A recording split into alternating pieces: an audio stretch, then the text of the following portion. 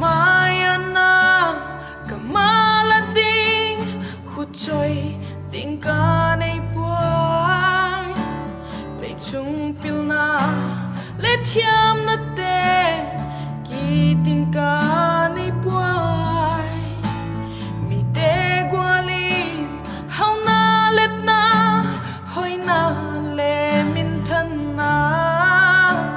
suan le muan ding nei lo ma leng ka hin na hi ka hun piai lal pa ka sai la oi ka leo thu te lal pa sa thao nu in quay su gwalin thum sakin la an bang tui sakin mi te nei ta san thei na tin nao bang ngày san thei na lei pi na lei chia pi na khat vei vei me lin nei mu sako lo tin na le gul zon te lal pa nang lahi vang phat thei nai pian la ke ai pan pino tha cao thiang tho ke ai mangin mi tam ta ke pui sakin nang to ki ton klom le lung wana le tham wana ke nei di lung mo pen na pang khat ka hi lal pa ke lei hun te hau na min than na te sangi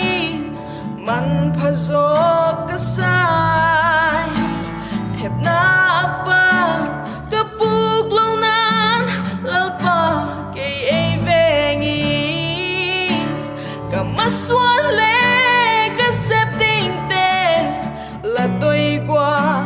bangin nei sia mi no amen lo tin na le gul zon te lal pa nang lahi vang phat thei nai pian la ke ai pan pino tha gao thiang thong ke ai mangin mi tam ta ke pui sakin nang to ki ton klom le lung wana le tham wana ke nei di ka sai la oi ka leo thu te lal pa sa thao nu in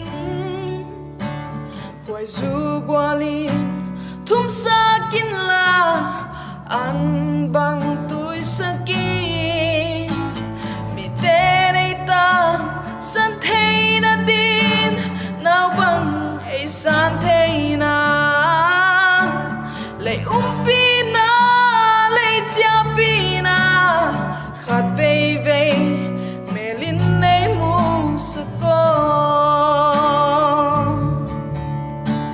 lei pi na lei chia pi na khat vei vei me lin nei mu sako